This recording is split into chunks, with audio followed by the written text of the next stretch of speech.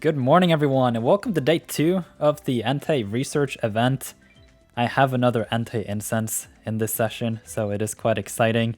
I have also used a friend incense, so I have a 2 in 9 chance of this Entei being hungry, in which case I'm going to be pretty happy. I do have 3 Entei biscuits so far, and in the nirtheart Discord server, we've talked a lot about the DPR of Entei and its various sleep styles, and Jay did some phenomenal analysis, and it seems that tomorrow, on Thursday, on the full moon, going into Friday, then if you hit Master 12 before then, you have a really good chance of encountering the 2nd star Entei if you use an incense.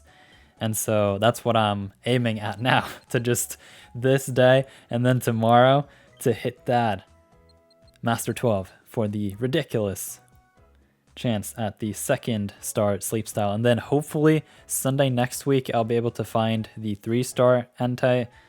We'll just have to see what happens. 61% snoozing. Traditionally, this would be a snoozing session. Recently though, I have no idea. There we go. Okay, nice.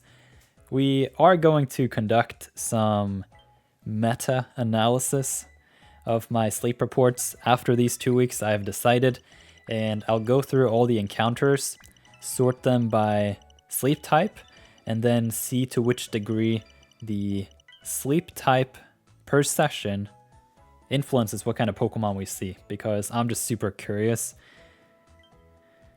The big problem with the fire types is they are all snoozing, which means they are ridiculously hard to find if you do not find snoozing.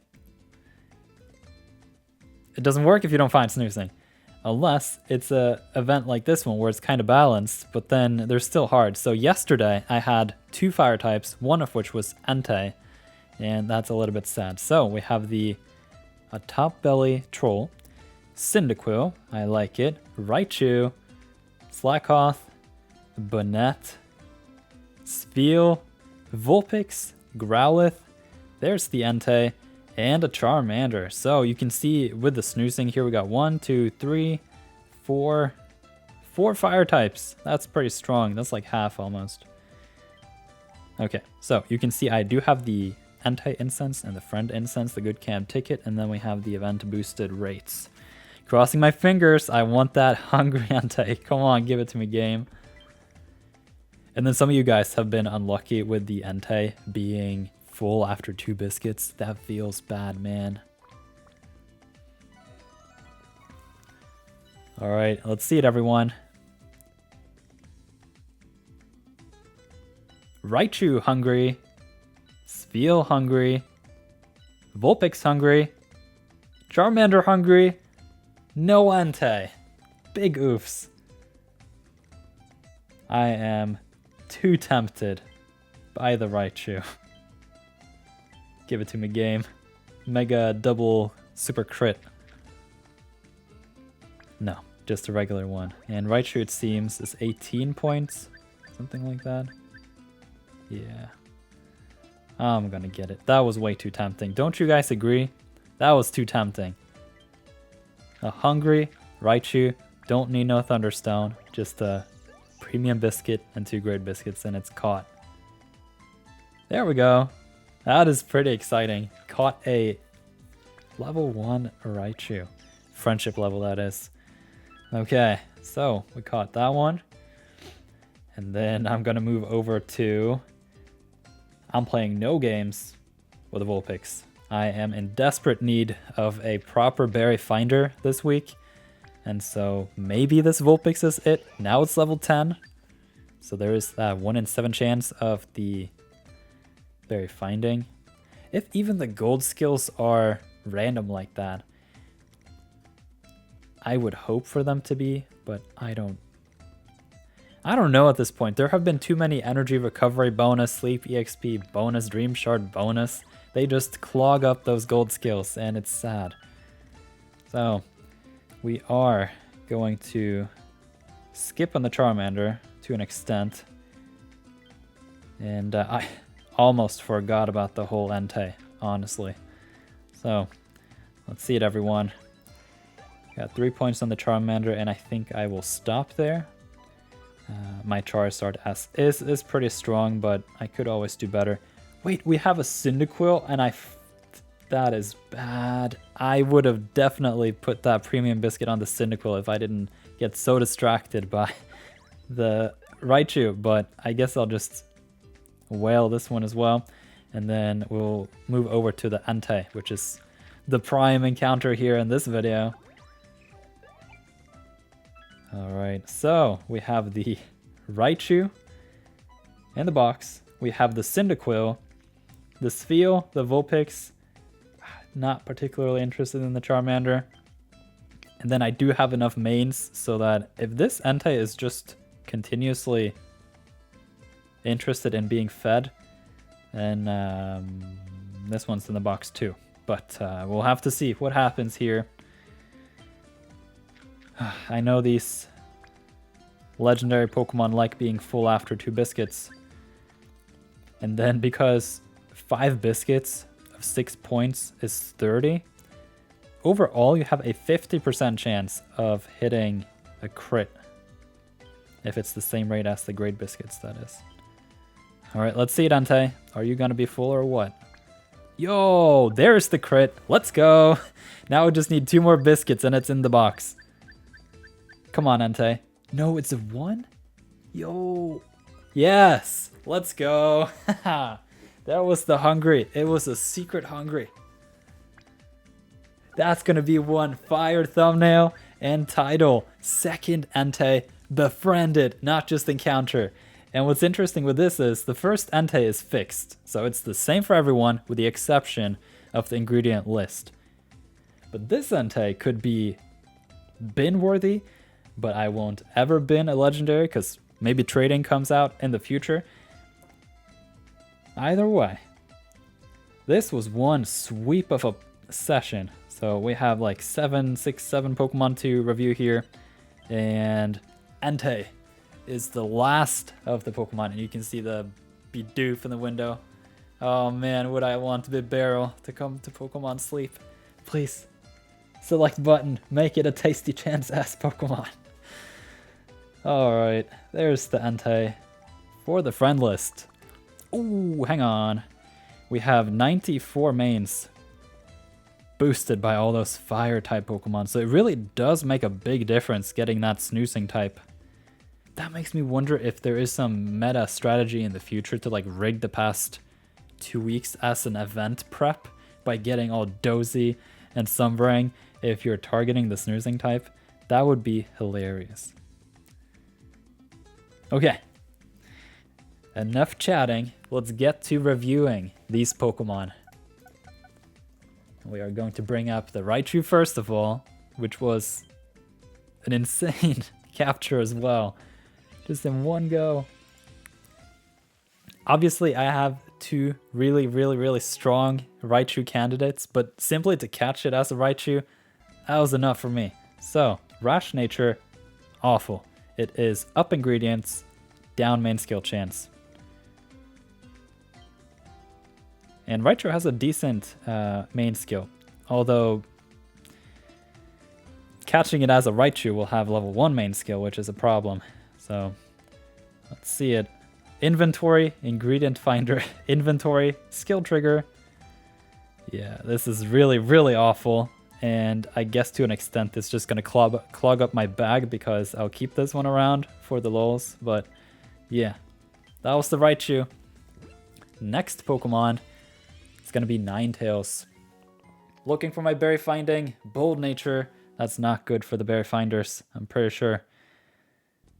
Corn at level 30. It's a mixed set here with some tomatoes. Potatoes too. Let's see it, everyone.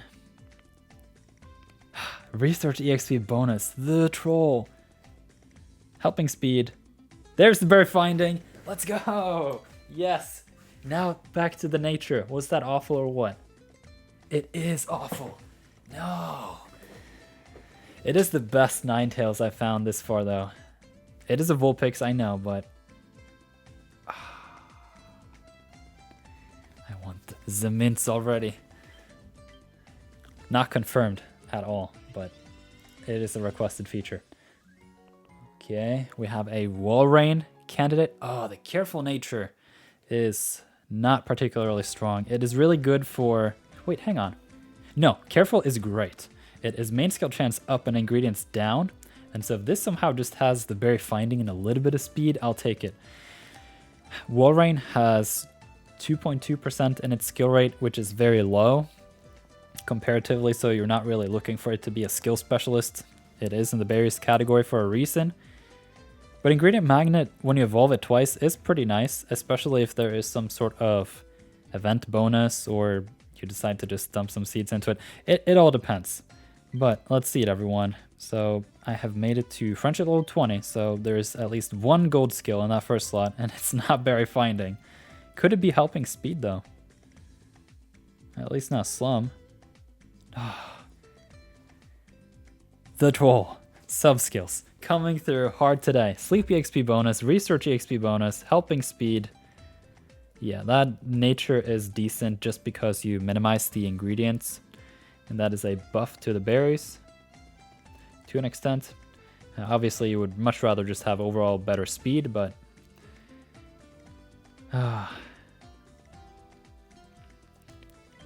Okay, we have a lot of Pokemon to review here, so can't be crying too hard too long. So we have the Cyndaquil here. Let's peek. The bold nature. This is speed down. We already saw that with the other fire type berry specialist. Is this one gonna have berry finding too, just to rub it in at like 50? No. Okay. Speed of help down. Big oof on the berry finder. And otherwise, nothing here is good. Skill trigger M comes in at level 100, so that's just not gonna cut it. Another one to the bin. Okay.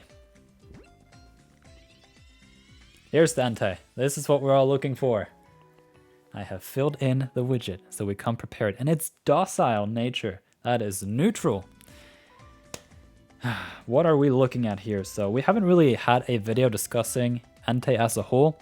Its skill rate is 2.3%, which is really low for a skill specialist. The factor that is weighing it up is how strong that main skill is. So to an extent, you would rather prefer the skill rate to be lower and for the main skill to be stronger, because then you lose out on less if you don't click the Pokemon every 20 minutes. Okay, let's see it, everyone. Not berry finding in the first slot, nor the second. It's a mixed set of ingredients. I don't care too much about the ingredients. So what am I looking for? Frequency at 40 is pretty high. It is a skill specialist, so for the most part, I would want to see berry finding helping bonus would be huge because it can help or boost itself. And potentially some skill triggers would be really strong too. But I think for the most part, the berry finding would be really, really strong on it. So we'll just have to see. Ingredient finder, inventory. I don't care about none of those. Helping speed, skill trigger. Oh, the berry finding troll at level 100. Even shooked the adapter here. Docile nature. Berry finding at level 100. Why? Oh, that's going to be one sweet thumbnail. I'm going to make all you as disappointed as I am right now. Like, if we just shuffle around things a little bit, then berry finding at level 10, helping speed at level 50, and skill trigger S at level 25, and inventory at level 100, and ingredient at level 100, and inventory at 75. This would have been a passable Entei. But I don't have that magic level 100 wand, and so the Entei hunt continues.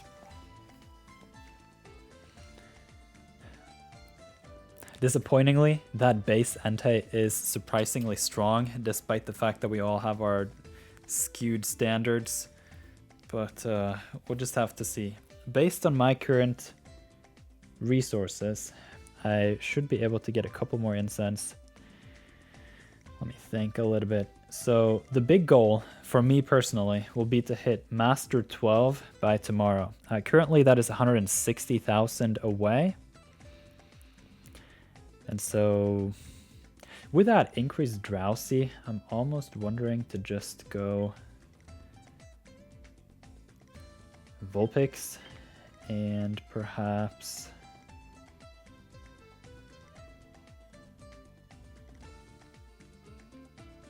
Friend Incense could be funny, but let's just do a Luck Incense and the Vulpix for tomorrow. And then Thursday into Friday, I'll hit the Entei again and hopefully get that 2nd-star sleep style. And then I really, really want the 3rd-star or 3-star sleep style on Sunday next week, because I think that's the only time I'll be able to hit it anywhere close. Like just base entry is Master 19, I believe. I don't have time to look that up now, but it's way up there. I know for sure though that the other one is at 13. We could potentially, if we hit snoozing into tomorrow, now that I have hit Master 10, Master 9 is the requirement for the 1-star Entei. With the Good Sleep Day event, multiplying the drowsy into tomorrow by 1.5, there is that chance for that random Entei. That could be pretty exciting, but I do think I would have to hit snoozing, if anything. Then everything else would be like 0.1 stars. Okay, so I hit a bunch of these. That's pretty good. And overall, my cooking has been going decently. Yesterday, I did have to do some switching out to satisfy the need for fiery herbs. I was thinking to do the Arcanine for that, but I haven't invested in it and probably won't.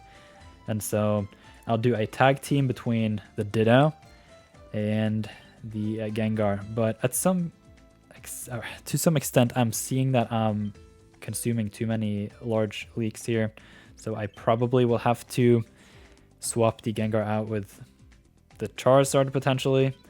Charizard is only 1 berry anyway, and so you can see I have enough Warming Ginger here. And the main reason for the Charizard really is for that Entei boost. So far Entei has triggered only once for me, and that was this morning. And so I'm wondering if I should just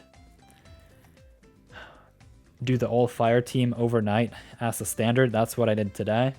And then I have the 5 fire types out on the field when that skill trigger is generated. That's a big thing. The skill triggers are server side, which means you can't just do the trick with energy for everyone where you A/B team. And like, for example, if you have Entei here and you know it's going to trigger next time, then it doesn't work to swap out the Sylveon for a fire type and the Ditto for a fire type and then get that maximum boost, because at the time of the skill trigger generated server side, then it counts how many fire types are on your team. So I think overall, if you have a big fire type team overnight that is very berry focused, that's going to be a good idea. And then I'm thinking I should probably be running the Gengar instead of the Charizard for a little bit.